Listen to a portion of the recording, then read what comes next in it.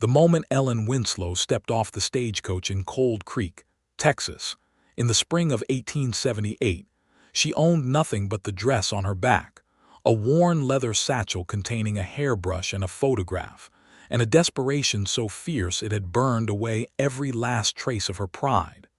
The town was smaller than she had imagined. A single main street stretched between two rows of weather-beaten buildings. A general store, a saloon with a crooked sign, a telegraph office, a blacksmith, and a handful of other establishments that seemed to be doing their best to look permanent against the vast, indifferent sky of West Texas.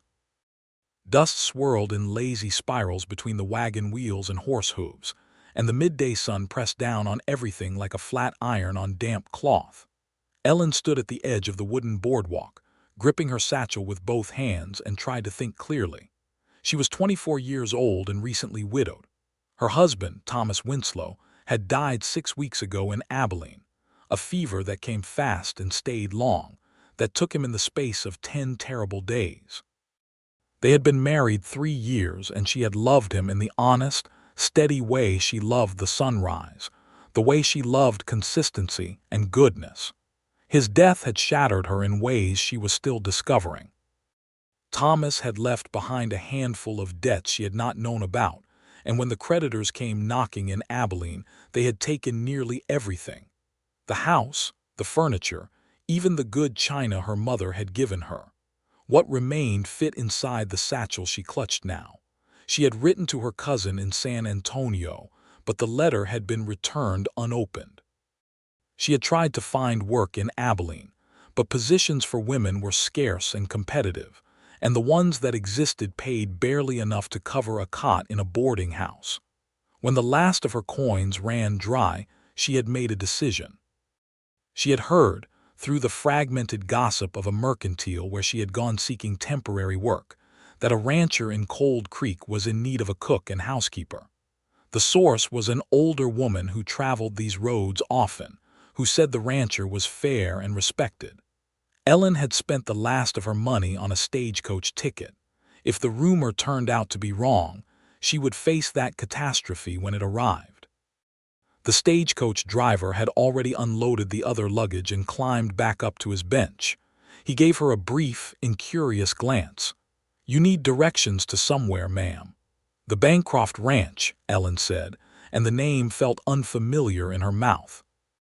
"You know where it is?" The driver pointed west down the main street and then gestured with a crooked thumb beyond the last building. "Follow the road out of town about 4 miles. You will see the gate. Big iron B on the crossbar. You cannot miss it." He snapped the reins and the stagecoach rattled away. Ellen looked west. 4 miles was not an impossible walk, but it was not a short one either, and she had not eaten since early that morning. She squared her shoulders, shifted the satchel, and began walking. The road out of town turned to packed red earth almost immediately. On either side of it, the land opened up in that breathtaking, sometimes frightening way of West Texas, wide and golden and treeless for long stretches, interrupted by low scrubby cedar and mesquite, by outcroppings of limestone that jutted from the earth like the bones of something ancient. Hawks turned lazy circles overhead. The wind came in long, warm gusts that smelled of dust and something faintly green. Ellen kept walking. She thought about Thomas as she walked, which she had been trying not to do because thinking about him still made her chest feel like something was pressing on it from the inside. She thought about the photograph in her satchel, the one of the two of them on their wedding day in front of the church in Abilene.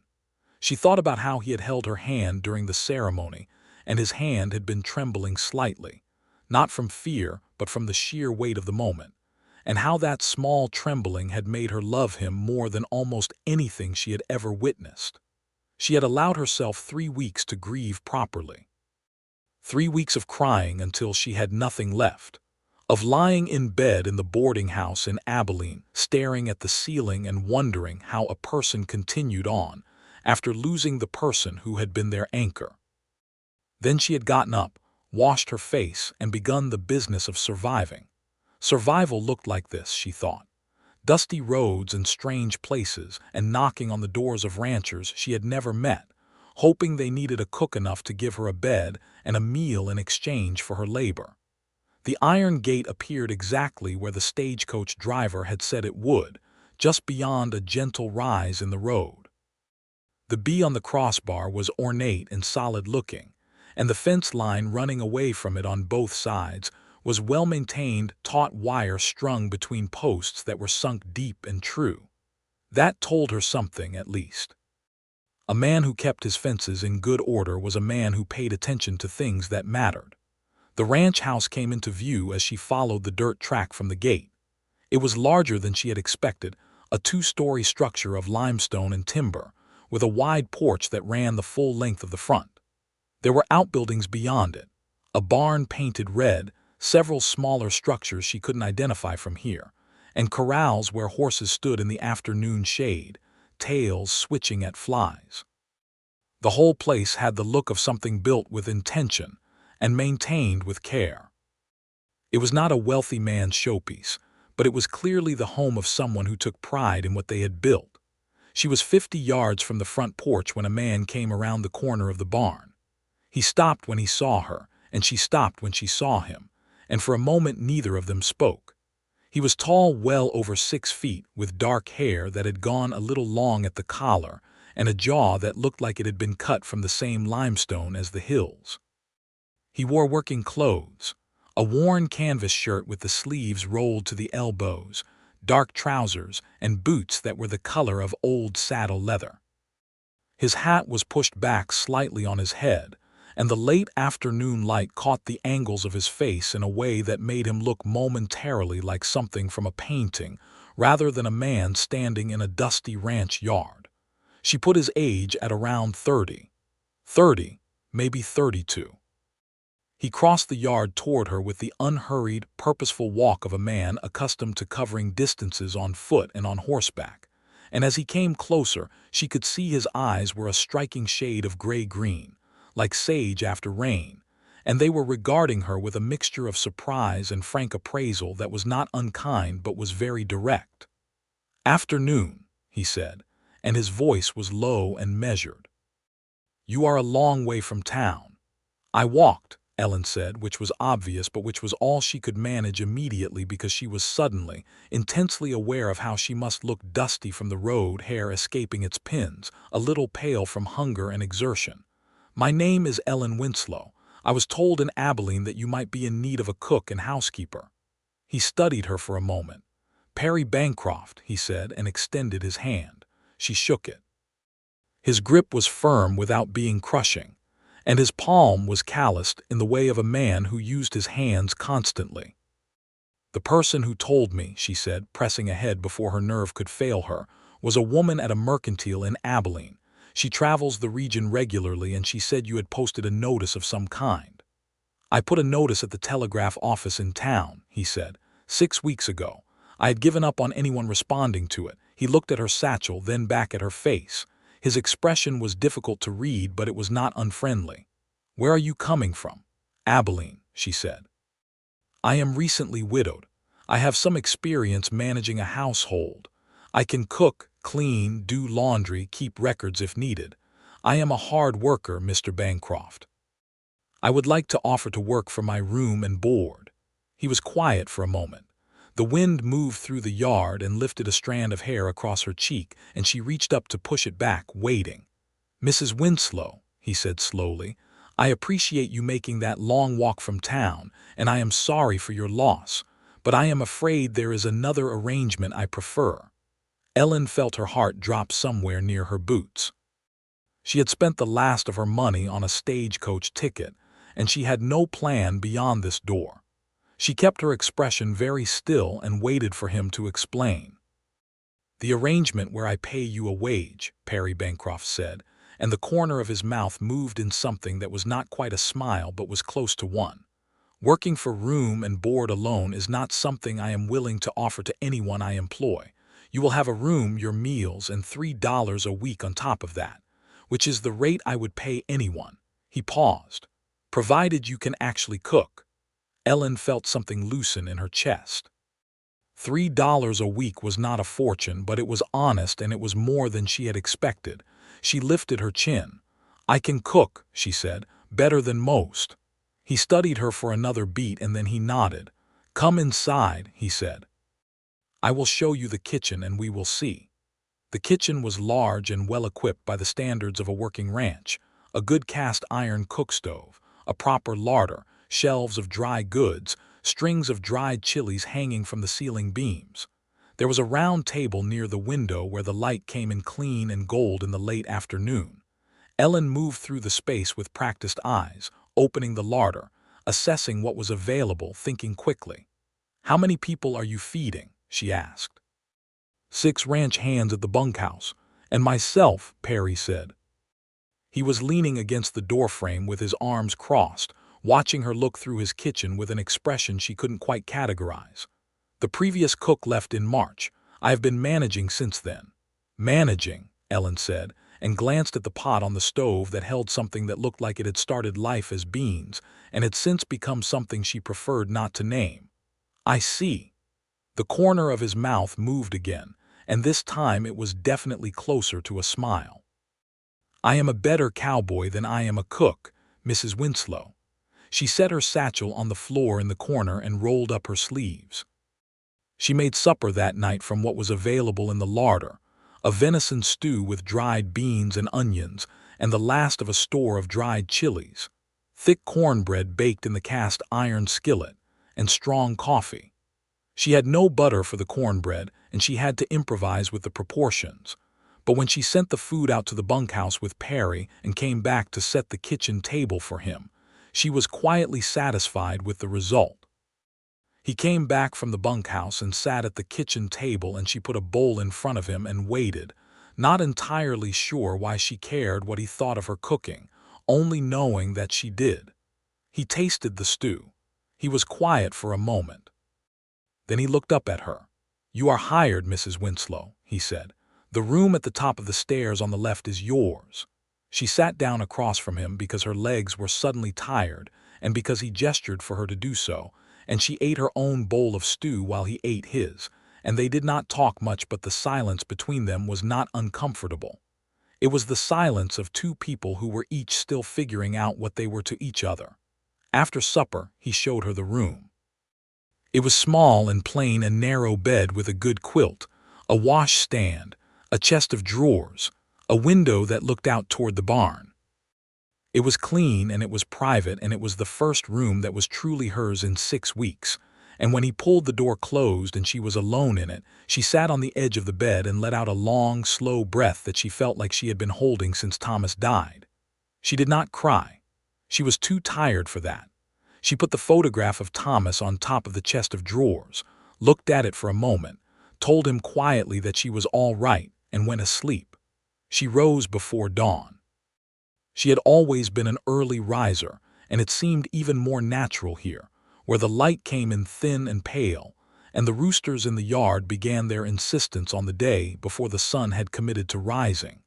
She built the fire in the cook stove and started coffee and began mixing batter for flapjacks. She found a slab of salt pork in the larder and began slicing it. Perry came downstairs at 5:30, which was earlier than she expected. He stopped in the kitchen doorway and looked at the table where a mug of coffee waited, steam rising from it, and then looked at her standing at the stove. "I wasn't sure what time you would want breakfast," Ellen said, without turning around. "This time is good," he said. His voice was still rough with sleep, a quality she noticed because it was different from his daytime voice. He sat down and wrapped both hands around the mug. "You did not have to be up this early on your first morning." "I wanted to be useful," she said simply. She served him flapjacks and salt pork and more coffee and watched, with private satisfaction, as the tension that habitually lived in his shoulders seemed to ease slightly. He ate the way a man ate who had been subsisting on inadequate food for weeks, with real attention and relief. "The hands usually eat at 6, he said between bites. "I will have their food ready," she said. She had their food ready, and she had the kitchen cleaned by 7, and by 8 she had begun taking stock of the larder in earnest, making a list of what needed to be purchased at the general store in town. The household had been allowed to run low on several staples in the months since the previous cook's departure. She was making notes in the clean, firm handwriting she had always been proud of when Perry came back through the kitchen door with a question about the inventory and stopped short at the sight of her bent over the table with her list. "What is that?" he asked. "A supply list," she said. "You are out of baking powder and nearly out of cornmeal. You are also going to need more salt pork within the week, and someone should look at that hinge on the larder door because it is starting to pull away from the frame, and if it gives way entirely the door will fall and I would prefer not to be standing near it when it does." He looked at the list and then at her, and there was something in his expression she hadn't seen there, yet something like genuine interest, or maybe the beginning of respect. "I will go into town on Thursday," he said. "Give me the list and I will bring back what you need." "I can go myself," she said. "I have business in town on Thursdays anyway," he said. "It is easier if I go." He paused. "Unless you have a reason you want to go yourself." She thought about it. She did not particularly need to go to town.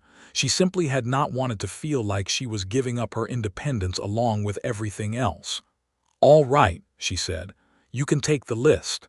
He took the list. And when he came back from town Thursday afternoon with everything on it, including the baking powder and the salt, and an additional tin of peaches she hadn't asked for but which he set on the kitchen table without comment, she felt something warm and tentative stir in her chest that she was not yet prepared to examine. The days settled into a rhythm that Ellen found she needed more than she had known. She cooked 3 meals a day, kept the house clean, did the laundry twice a week using the big iron pot in the yard and the washboard, and managed the household accounts in a ledger she found in the desk in Perry's study.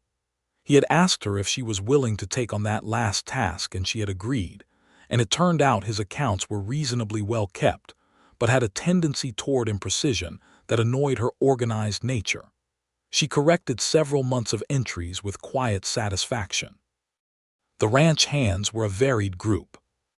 There was old Dub, who was actually not very old but had been given the nickname for reasons no one could explain clearly, and who had a tendency to appear at the kitchen door with some small repair request at exactly the wrong moment.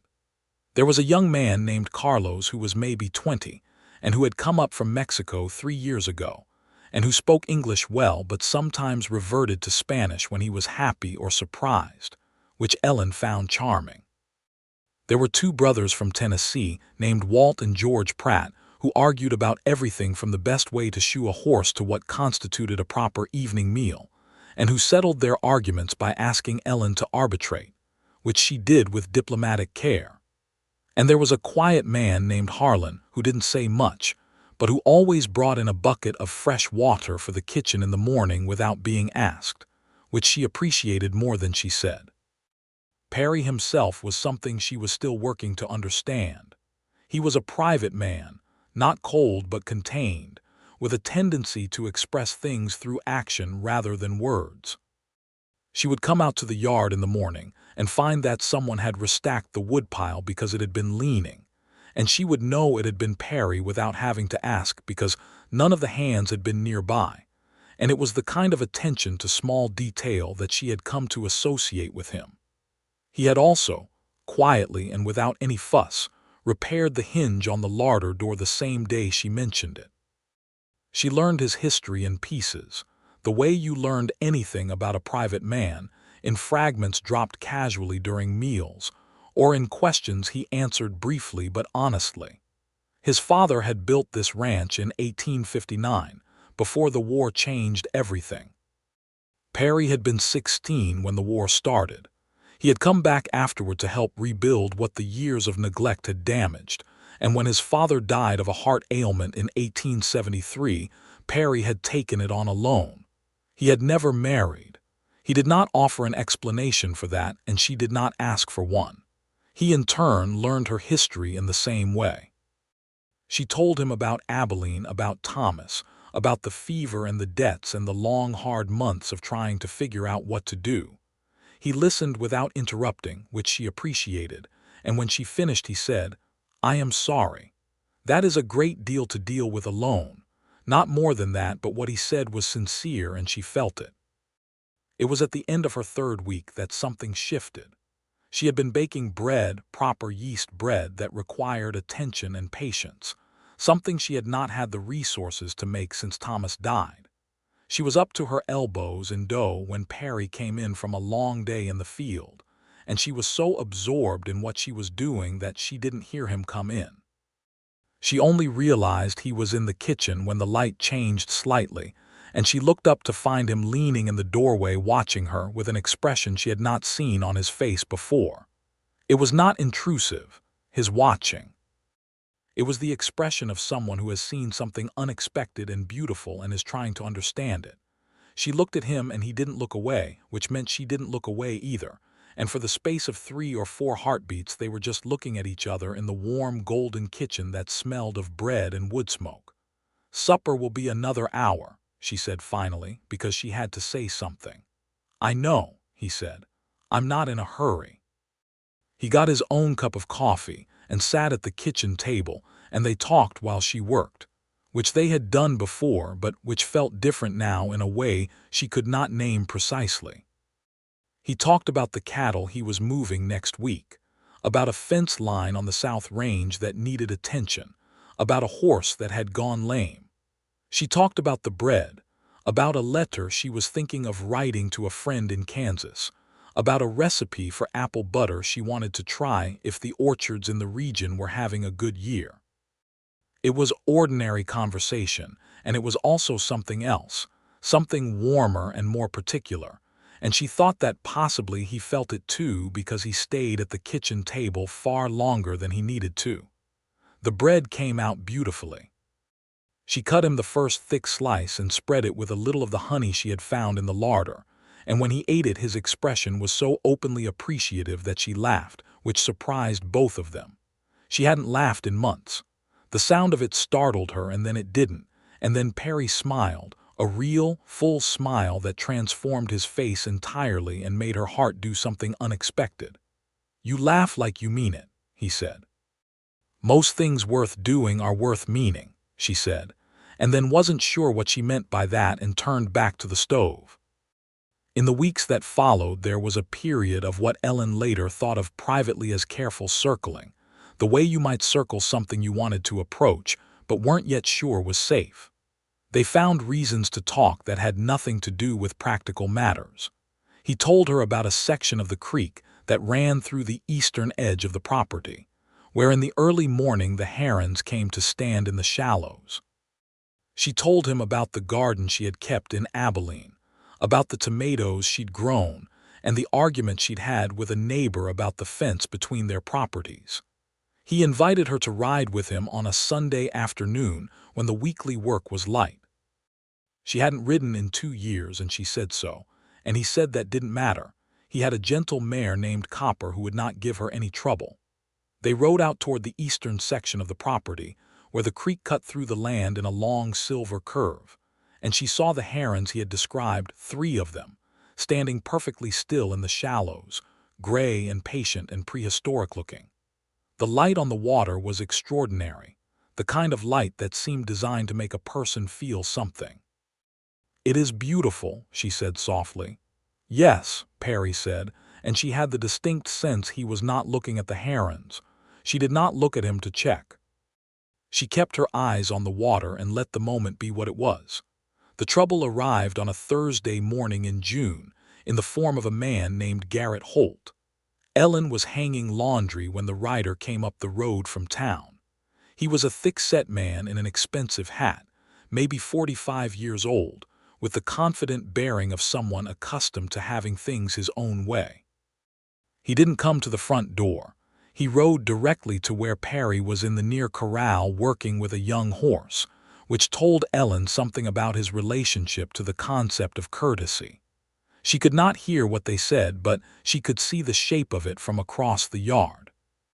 Garrett Holt was doing most of the talking, and Perry was listening with that particular stillness he had when he was not pleased. After several minutes Holt rode away, and Perry stood for a moment with both hands resting on the corral rail, looking at nothing, before he turned and came toward the house. "Who was that?" Ellen asked, Perry looked at her. He seemed to be weighing something. "Garrett Holt," he said. "He owns the Double H Ranch to the north. He has been wanting to buy this property for 4 years. He came to make an offer. He comes to make offers regularly," Perry said. "This time he is more insistent." He paused. "There has been a drought coming on. The river further north is running low and it affects his grazing land. My creek runs year-round. That makes this land considerably more valuable to him than it would otherwise be." "But you are not going to sell," Ellen said. It was not really a question. He looked at her and there was something in his eyes that was old and steady. "My father broke this land," he said. "My mother kept this house. My younger brother is buried in the south field." A pause. "No, I am not going to sell." The drought that Holt had mentioned was real, she discovered over the following weeks. The days grew hotter and longer, and the grass on the range began to show the stress of it. Perry and his hands worked longer hours, moving cattle to areas of better grazing, keeping close watch on the creek and the well. The lines around his eyes deepened, and he came in for supper some nights looking tired in a way that went down to the bone. Ellen found herself doing small things. She made sure there was always coffee when he came in, always something good waiting. She kept the household accounts with extra care during those tense weeks, looking for places where small savings were possible. She started a kitchen garden in the space behind the house that had been bare earth, planted tomatoes and beans and squash from seed. She talked old Dub into driving her to town to buy. And the ground was dry, but she watered it carefully every morning and evening. One night in early July, she found Perry sitting on the front porch long after supper, in the dark, looking out at the sky. The stars over West Texas were not like stars elsewhere. They were extravagant, ridiculous in their abundance. The Milky Way a river of light from horizon to horizon. She brought 2 mugs of coffee out and set one next to him and sat in the other chair without asking if she was welcome. He accepted the coffee. He didn't speak immediately, but she hadn't expected him to. After a while he said, "I have been thinking about what Holt said." "And," she said quietly, "he is prepared to make it difficult for me," Perry said. "He has friends on the county commission. He implied there might be questions raised about my water rights on the eastern section." He paused. "It is the kind of thing that is legal enough to pursue but wrong enough to make me angry." Ellen thought about this. "Can he actually affect your water rights?" "He can create a long and expensive legal argument," Perry said, "which is the point. He does not necessarily expect to win it. He expects it to be costly enough that I would rather sell." "But you won't," Ellen said. "No," Perry said. He turned his head and looked at her in the starlight. "I appreciate that you understand that without a lengthy explanation." "You told me about your brother," she said simply. He was quiet for a moment. "Henry," he said. The name came out carefully. "He died of typhoid in 1866. He was 22. He was going to be a better rancher than I am, more patient with the animals, more inventive." A pause. "He loved this land in a way that was almost physical, the way some people love a person." Ellen was quiet in the way that honored what had been said. The stars turned overhead. Somewhere in the distance a coyote called once and was answered by silence. "What are you going to do about Holt?" she asked. "Talk to the lawyer in town," Perry said. "Make sure my documents are in order and then hold on." He said the last 3 words with a quietness that was absolute and decided. It was, she thought, characteristic of him.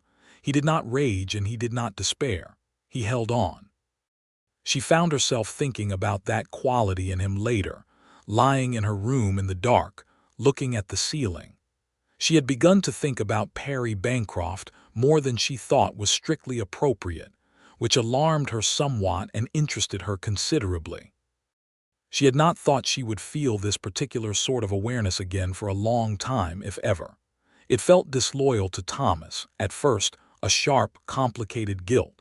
But as July turned and the heat intensified and she continued to watch Perry Bancroft move through his days with that quiet steadiness, the guilt became less sharp.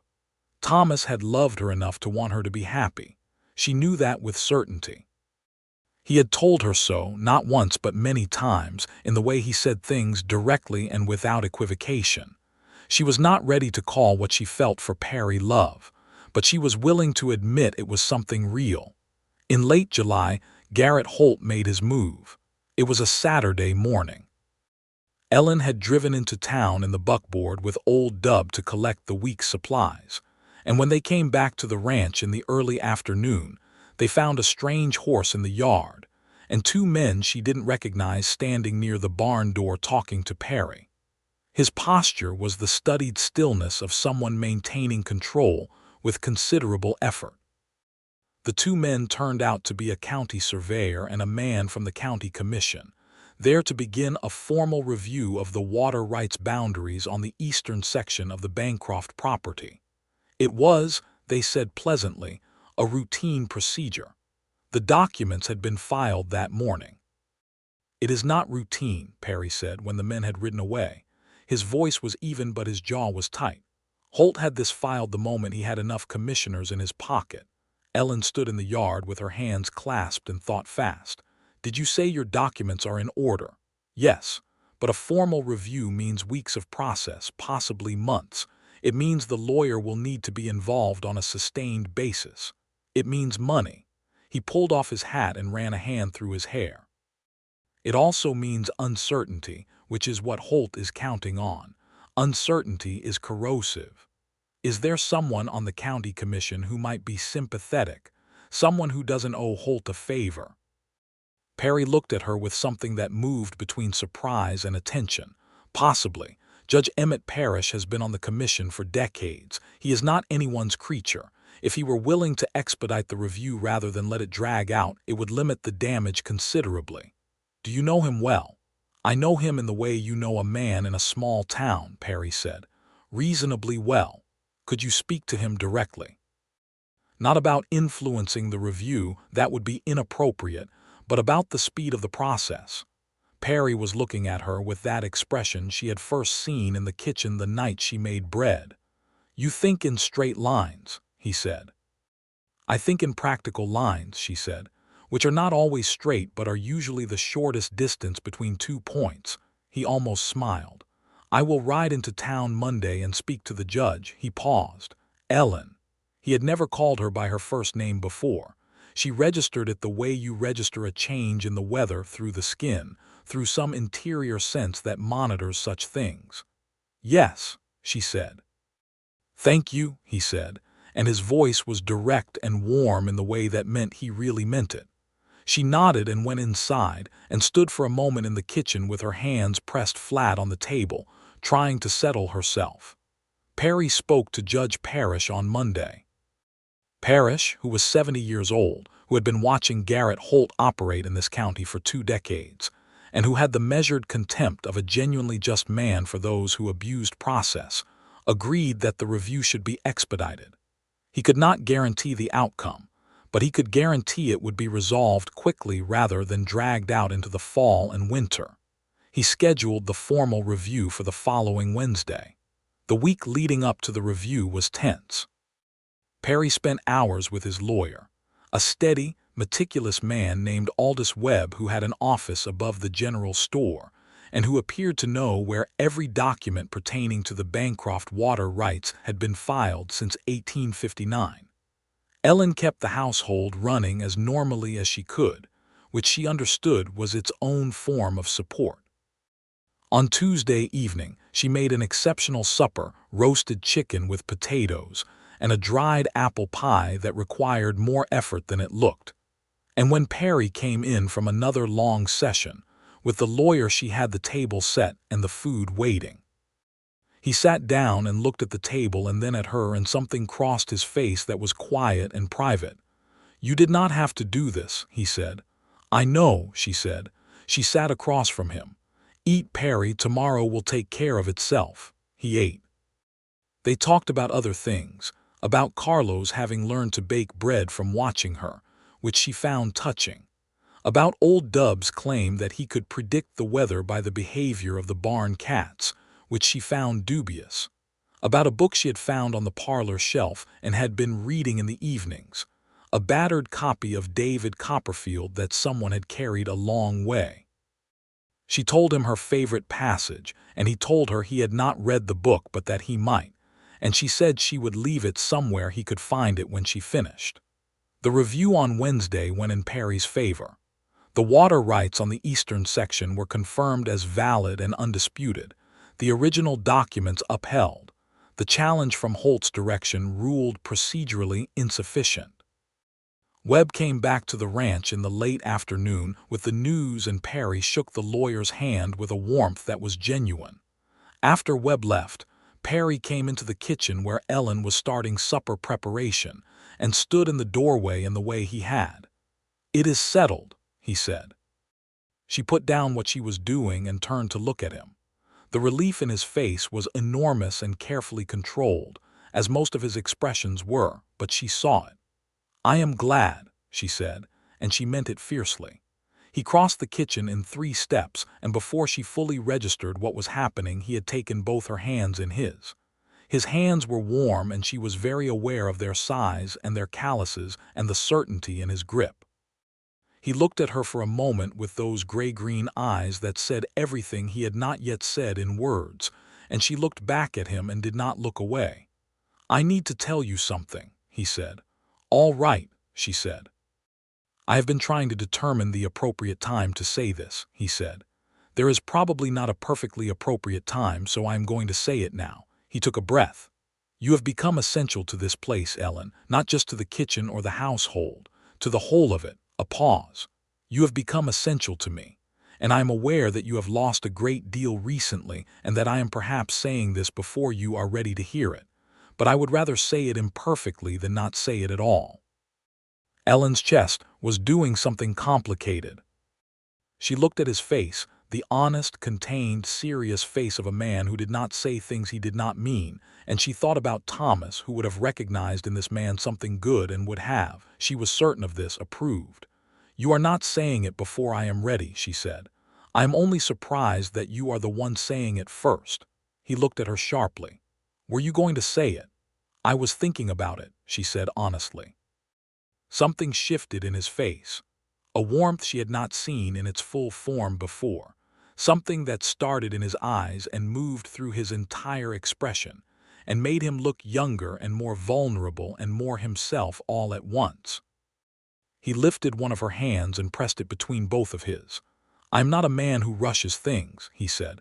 "I am not going to ask for more than you can give right now, but I want you to know what I feel, and I want to know what you feel, and I want us to move in the same direction." "That seems like a very reasonable approach," Ellen said. Her voice was not entirely steady. "Is that yes?" he said. "That is yes," she said. "That is a yes to all of it."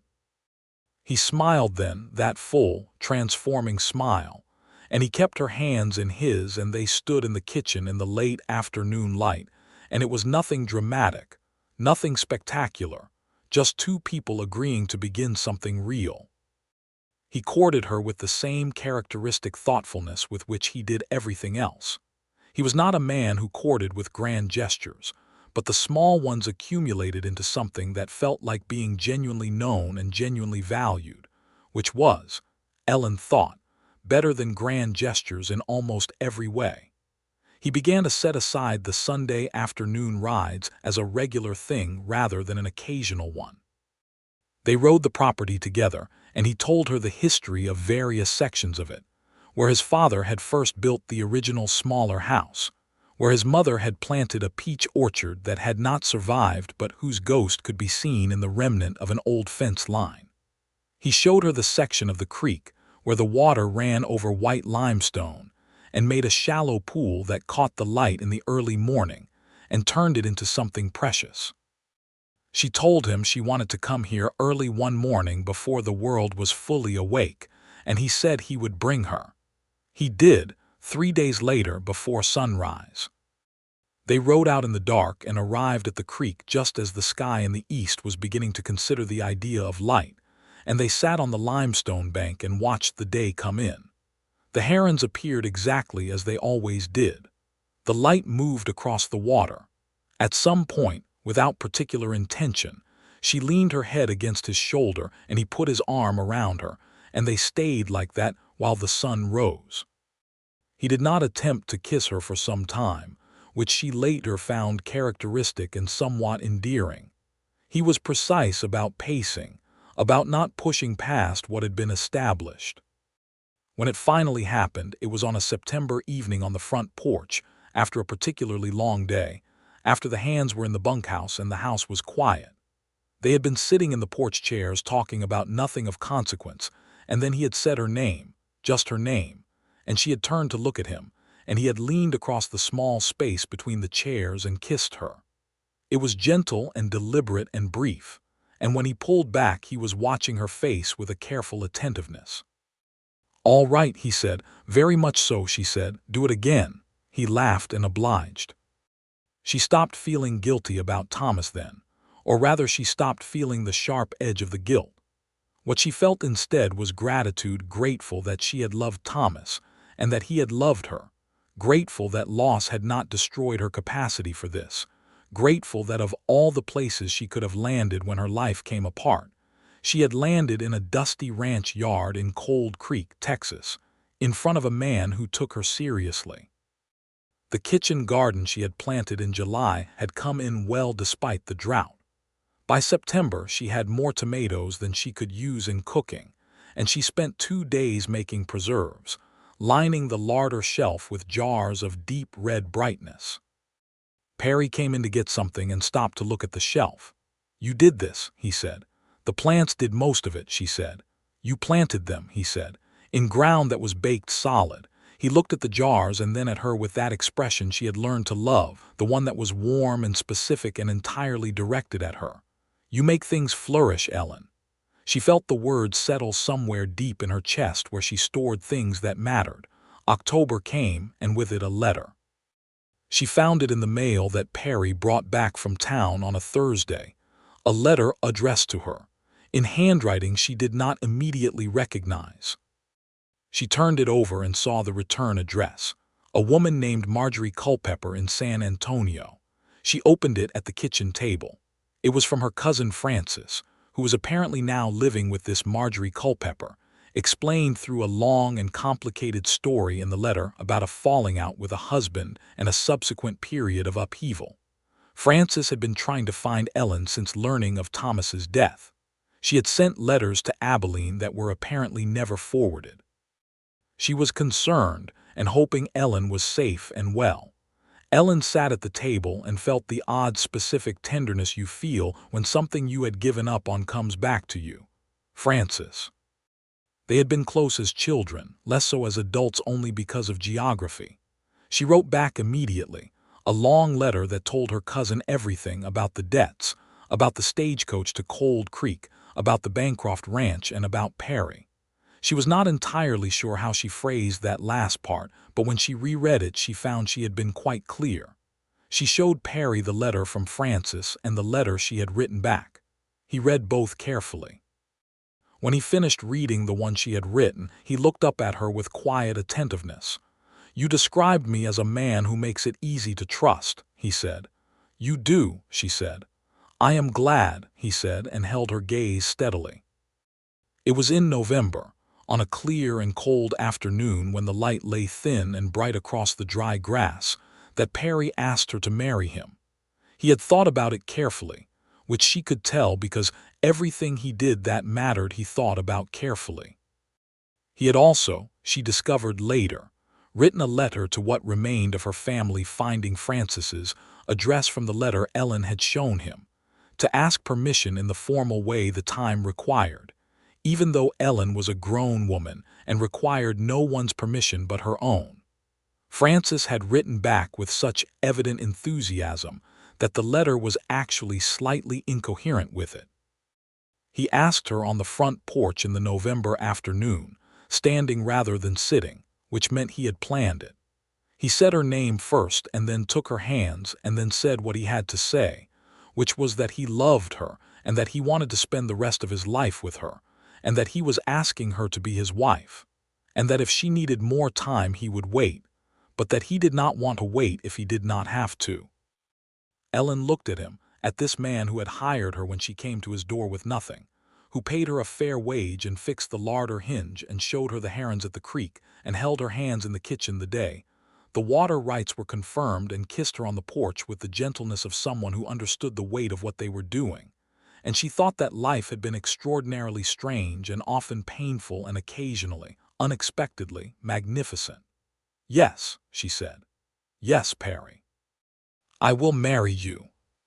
He kissed her in the cold November air and then held her against his chest with both arms, and she could hear his heartbeat, fast and sure beneath her ear, and she thought that she was, improbably and gratefully, exactly where she was supposed to be.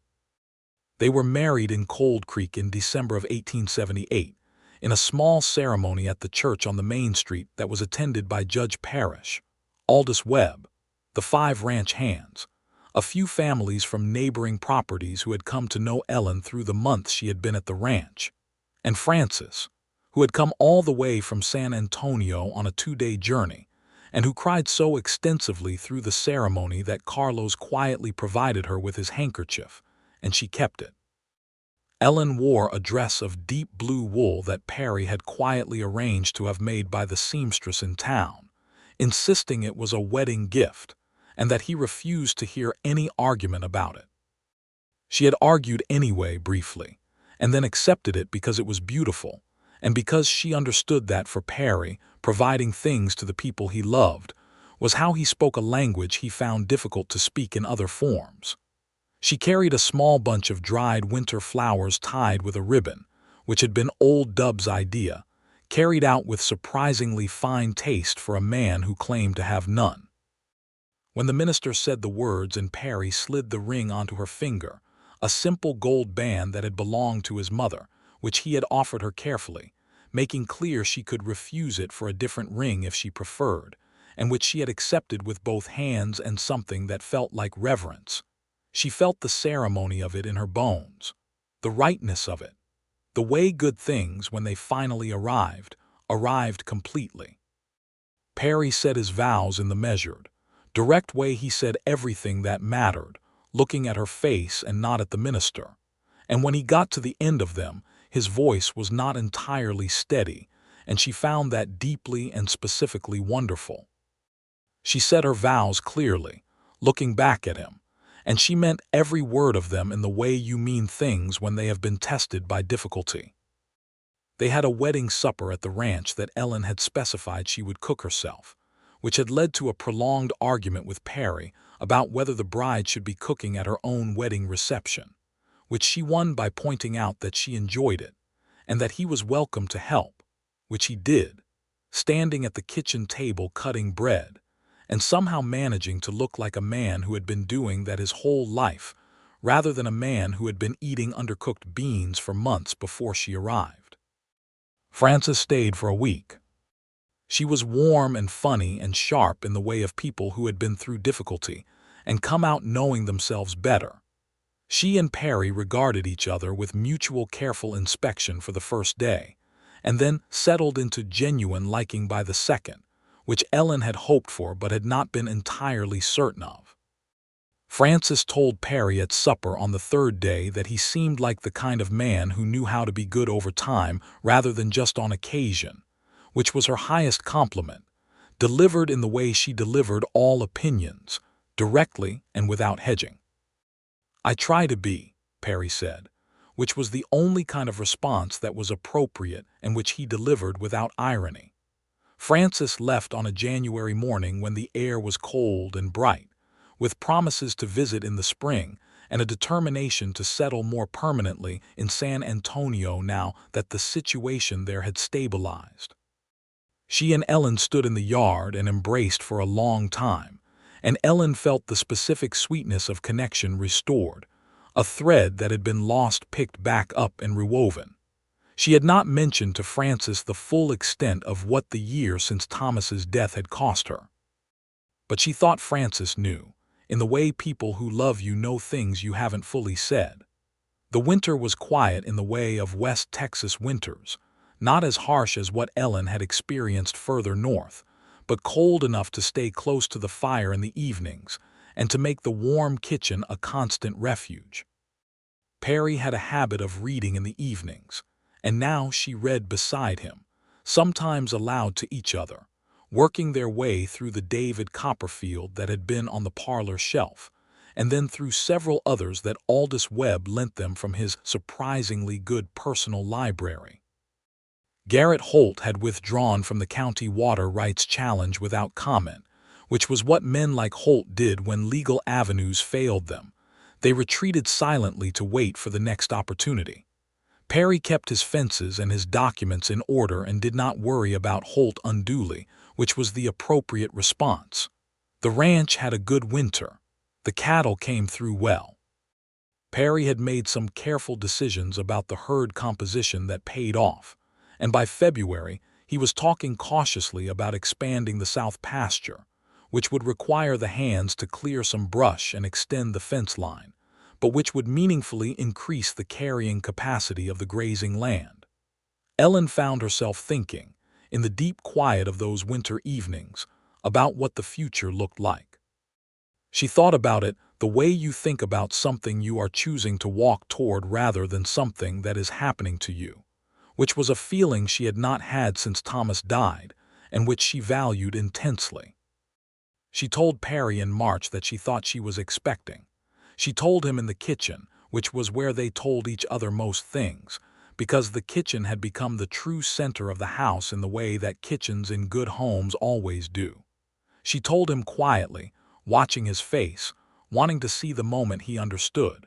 He was still for a moment. Then something moved through his face that was enormous and silent and complete. He stood up from the table and came to where she was standing and took her face in both hands with a gentleness that was the most careful thing she had ever felt. "Ellen," he said, and the way he said her name was a whole sentence. "I know," she said. "I am happy too." He kissed her forehead and her cheek and then her mouth, and held her for a long time, and she could feel how much the news meant to him in the quality of the silence around them, and in the careful way he held her. When he eventually spoke, it was to ask whether she was feeling well, whether she needed anything, whether she had thought about who should attend her as the time approached. Practical questions, which was characteristic of him, but asked with a warmth in his voice that answered everything she might have wondered about whether he was pleased. He was more than pleased. He was, in the way of contained men who experience large feelings, quietly overwhelmed. She was feeling well. She continued to feel well through the spring, though the early months were sometimes difficult in the morning, and she learned which smells she could tolerate and which she could not, which led to Perry banishing the particular brand of pipe tobacco, one of the ranch hands favored from anywhere near the house, a decree he delivered without explanation, and which was obeyed without question because he was the employer, and because his tone left no room for discussion. Spring came and transformed the ranch. Ellen's kitchen garden from the previous year was replanted and expanded.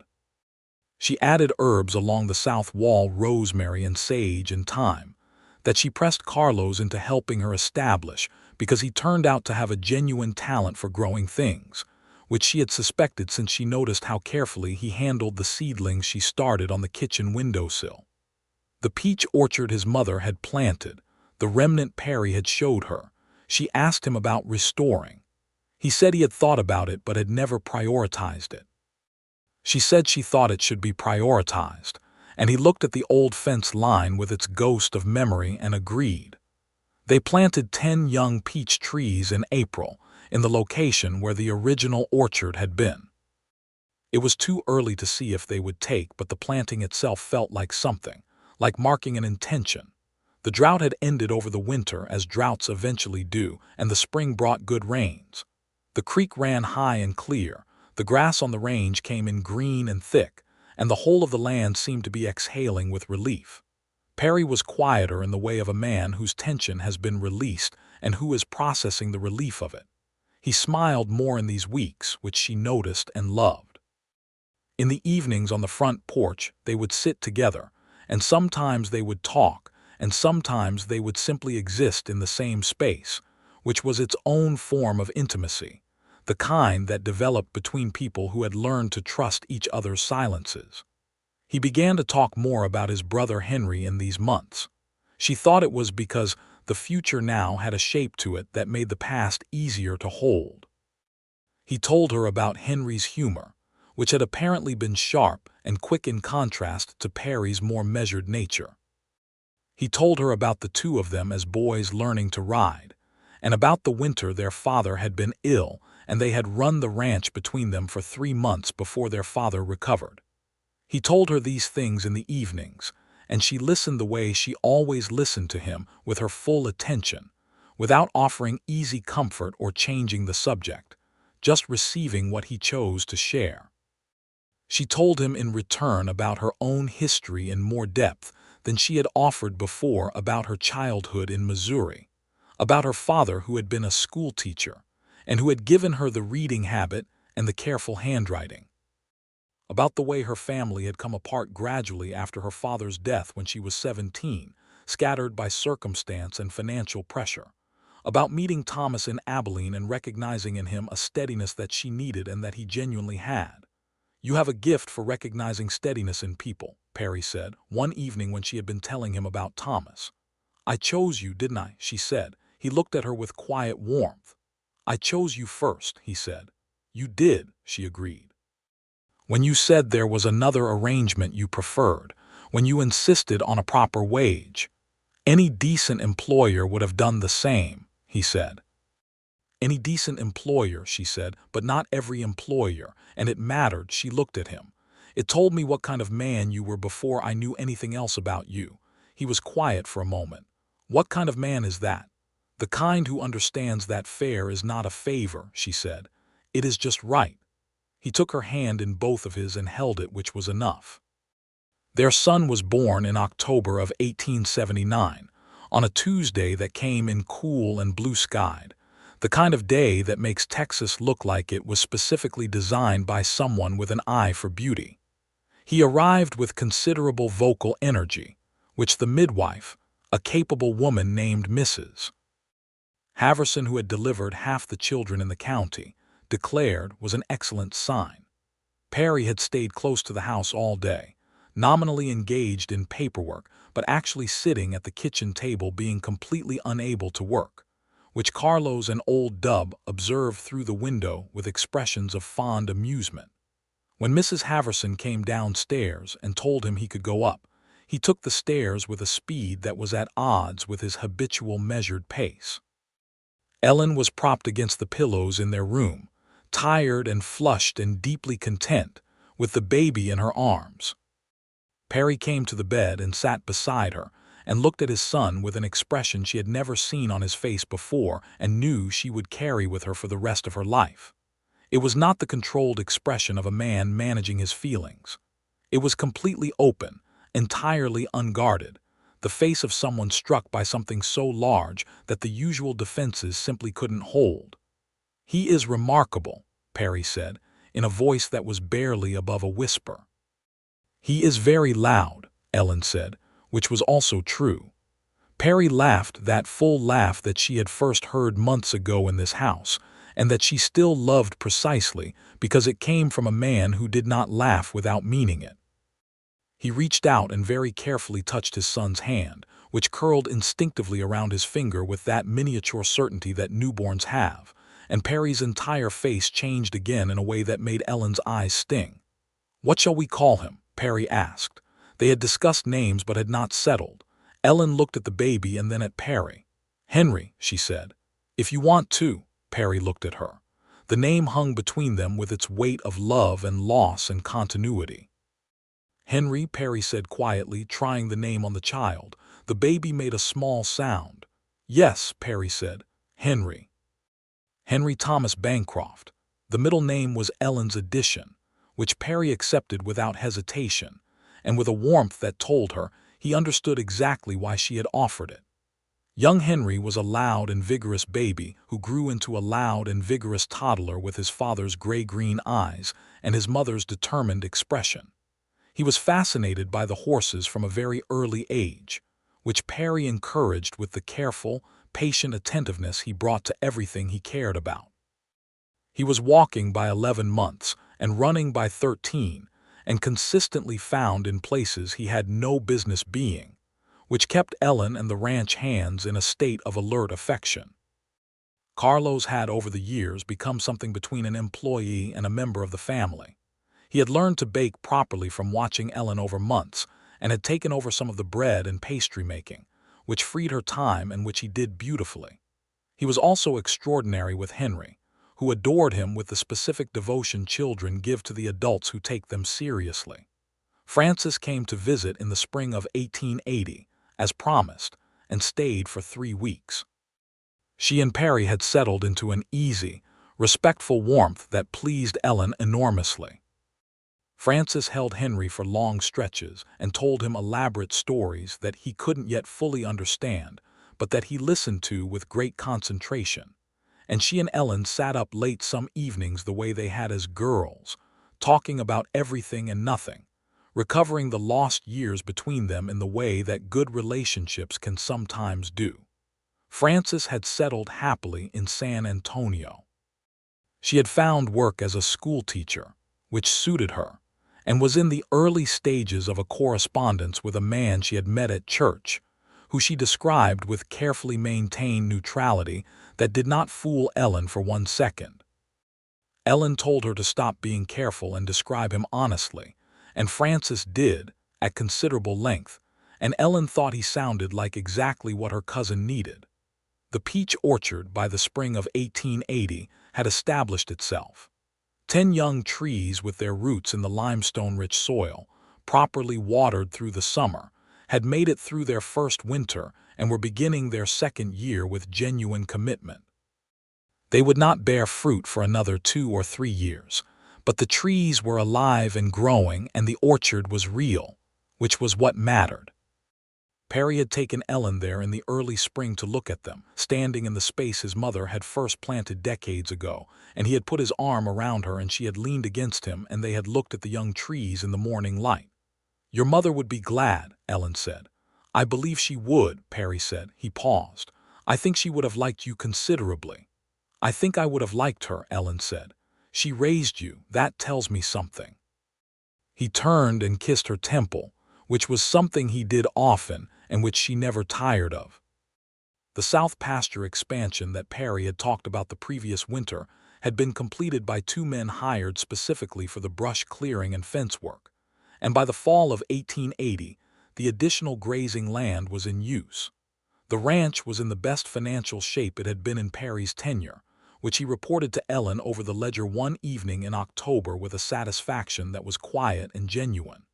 "You should buy more cattle next spring," she said, looking at the numbers. "The grazing capacity supports it." He looked at her over the ledger. "You have been thinking about this." "I have been doing your accounts for 2 years," she said. "It would be strange if I hadn't." "I sometimes think," he said, "that you run this ranch as much as I do." "You run the cattle and the land," she said. "I run the household and the accounts. Between us we run the ranch. That seems correct." He smiled. "It seems very correct," he said. She was expecting again by November of 1880, which she had not been entirely surprised by but which delighted her when it was confirmed. She told Perry in the kitchen again, which was where she told him things that mattered, and he reacted with the same quality of open, uncomplicated happiness he had shown the first time, which was one of the things she loved about him. He did not perform emotion. He had it. "Henry will have a sibling," he said.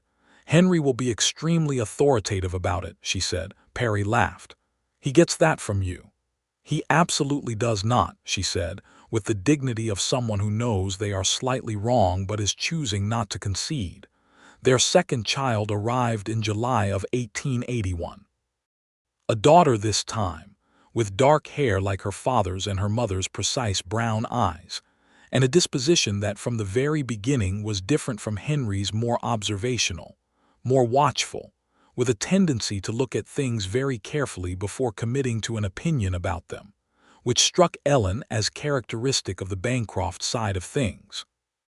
They named her Clara Frances, the middle name for Frances, who received the news by telegraph in San Antonio, and who sent back a reply that consisted of 1 full line of effusive response, and then the information that she was in fact engaged to the man she had described so carefully the previous spring, which Ellen received at the kitchen table and read twice, and then walked out to find Perry to tell him. The naming of Clara Frances was accompanied by a letter to Frances detailing it, and Frances wrote back that she was honored beyond what she could adequately express, and also that the wedding would be in September and would Ellen and Perry be able to come to San Antonio, and Perry had better be prepared to stand through a very long ceremony, because the church Frances had chosen took their services seriously.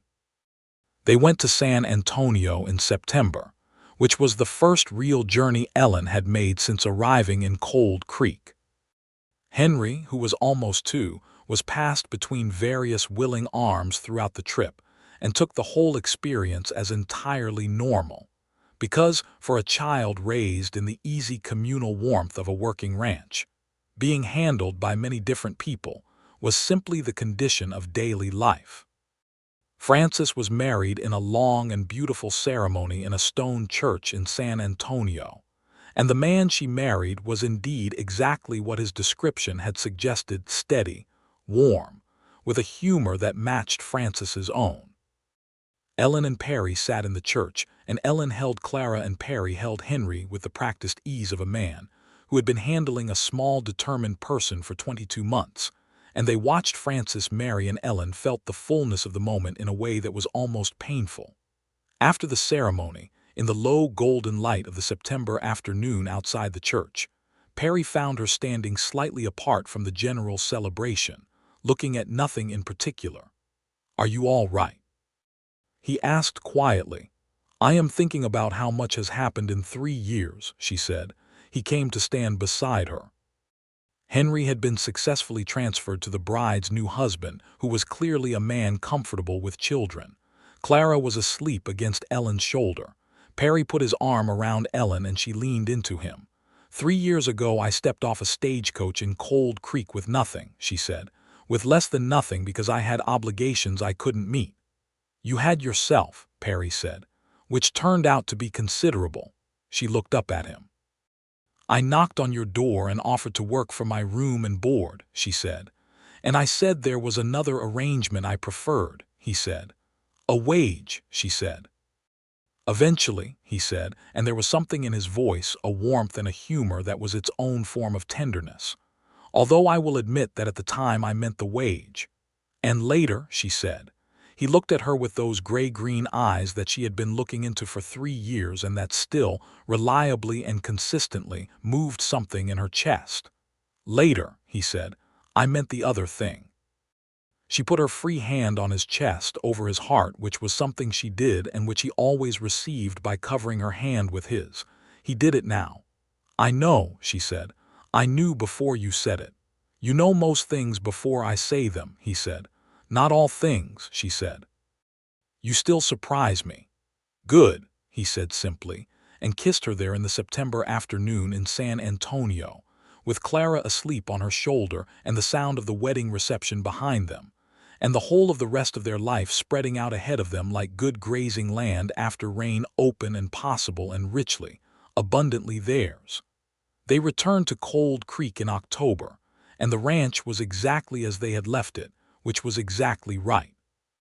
The peach orchard had grown another year's worth during the summer, the trees putting on height, and the beginning of the muscular branch structure that would eventually hold fruit.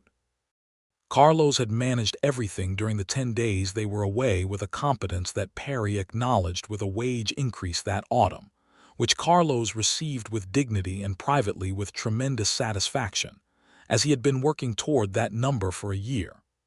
Old Dub had, in their absence, repaired the front porch railing, which had been loose for months, and which Perry had been intending to fix and hadn't gotten to. He had also, for reasons known only to himself, painted the barn door a slightly different shade of red, which was close enough to the original that it took Perry several days to identify what was different. When he identified it, he looked at it for a moment, and then said it was actually better, which was the most any of them had expected. Walt and George Pratt had argued about something in their absence and had resolved it, and the resolution had apparently involved a card game, and the exchange of some small amount of money, and neither of them was inclined to explain further, which Perry did not push. The ranch hands were like any small community. They had their internal weather, their periods of tension and their periods of ease, and Perry's management style, which was fair and consistently applied, and did not involve unnecessary interference in how the men got along between themselves, had produced a bunkhouse that was generally functional and occasionally harmonious. Harlan was still quiet and still brought in the kitchen water every morning without being asked. He had added to this routine, at some point during the autumn, a habit of leaving a small bundle of whatever wildflowers were currently blooming on the kitchen windowsill, which Ellen had discovered one morning in her first week back, and which she received without comment because she understood it was Harlan's version of welcoming her home and was best honored by accepting it and saying nothing. Henry had begun his second year with all the ambition and lack of consequence that 2-year-olds bring to the enterprise of existing. He was in love with the horses, and particularly with a young gelding that Perry had been training through the summer, a gray with a white blaze called Smoke, who had the calm temperament of a horse that had decided early on that people were basically all right. Henry stood at the corral rail and had long conversations with Smoke that Smoke received with apparent interest. Perry began teaching his son the vocabulary of horses, their parts, their behaviors, what their ears and their posture communicated with the same patient, careful attention he brought to everything he thought was worth knowing. Clara, at 6 months, had begun to take an interest in the world with an intensity that suggested she was going to be thorough about it. She watched everything with those dark eyes. She watched her brother with particular attention, cataloging him with the expression of someone compiling data. She was not yet mobile, but she was clearly planning to be, and Ellen and Perry had begun the process of thinking about what would need to be moved or secured once that happened. It was in the spring of 1882 that Perry did something that Ellen had not expected. He came in from the South Range on a Thursday afternoon with the look of someone who has been thinking about something for a while and has made a decision. He sat at the kitchen table, which was where he sat when things were to be discussed, and waited while she finished what she was doing and sat across from him. "I have been thinking about the property east of the creek," he said. "The section Holt challenged," she said. "Yes, but not about Holt." He paused. "There is a family living in that section. Sharecroppers who had an arrangement with the previous owner of that land, who sold to me when I was expanding in 1875. The arrangement was informal. It was never written down properly. When I bought the land they stayed on, and I continued the informal arrangement because they were not in my way and they were working the land, and it seemed to me that a family working land they'd been on for years had a claim to something." Ellen was listening carefully. "Their name is Morrow. Husband and wife, 3 children. They have been on that land for 8 years. They have built a house there and a small barn. They grow food and keep some livestock." He looked at her. "I have been thinking for some time that the right thing to do is to give them a proper arrangement, a legal lease, fair terms written down, not because they have asked for it but because they should have it." Ellen was quiet for a moment. "Have you spoken to Webb about it?" "I am going to speak to Webb tomorrow," he said. "I wanted to tell you first." "Why first?" she said. He looked at her with the direct steadiness she had loved from the early days. "Because you know what it is to be in a position of uncertainty about where you stand," he said, "and I wanted your thoughts." She felt the precision of that, the way he had understood what she knew from her own experience and had chosen to bring it to her rather than simply proceeding. "A fair lease," she said, "written properly, with terms they can actually meet." "Yes," he said. "Then yes," she said. "Absolutely yes." He arranged it with Webb that week. The Morrows received a formal written lease with fair annual terms and the right of renewal, and Ellen heard about the reaction second-hand through Perry, who had gone himself to deliver it. He said that Mrs. Morrow, a woman who was maybe 40 and who had been working that land and that house for 8 years without anything in writing to secure their position, had been very quiet for a long moment, and then had thanked him in a voice that was steady and controlled and entirely dignified. Perry had come home from that errand with a particular quiet about him, the quiet of someone who has done a right thing and is sitting with it. "How did you feel?" Ellen asked. "Like I did what should have been done 7 years ago," he said, "which is not a comfortable feeling." "No," she said, "but doing it now is better than not doing it." He agreed, and they left it there, which was the right place to leave it. The summer of 1882 was busy with the ordinary business of a ranch at full productive capacity. A larger cattle drive to Abilene than Perry had ever run before, which required additional temporary hands and a significant organizational effort that he managed with the help of Carlos, who was developing into a genuine second-in-command. The kitchen was at the center of it all in the weeks of preparation, feeding a larger crew, managing provisions for the drive itself, and Ellen found herself doing what she did best: organizing, anticipating, making sure no one went without what they needed. Henry was almost 3, and Clara was closing in on her first birthday, and they ran the household with the benevolent chaos of very young children who are entirely comfortable in their environment. Henry's great current ambition was to get on top of smoke, which had not yet been permitted, but which Perry had decided would be permitted with appropriate supervision very soon. He was a patient teacher, Perry, and he understood that the desire to ride was the first thing and the riding itself would come behind it.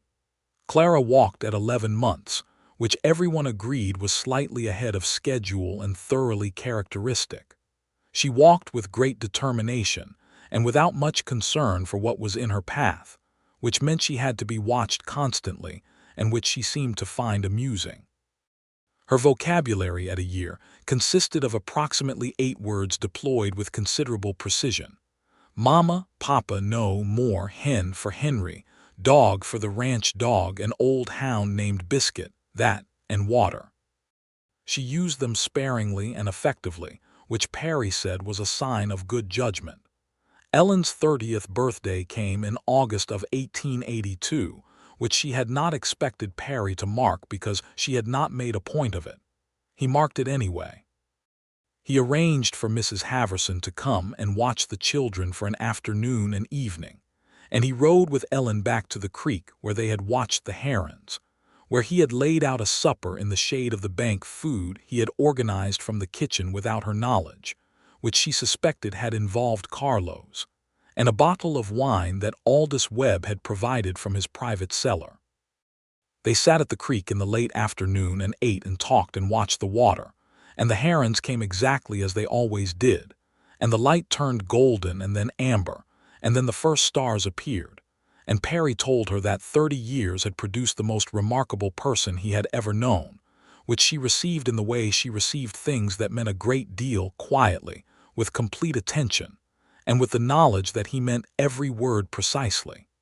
"You are not a man for flattery," she said. "No," he agreed, "what I said is accurate. 30 years, she said.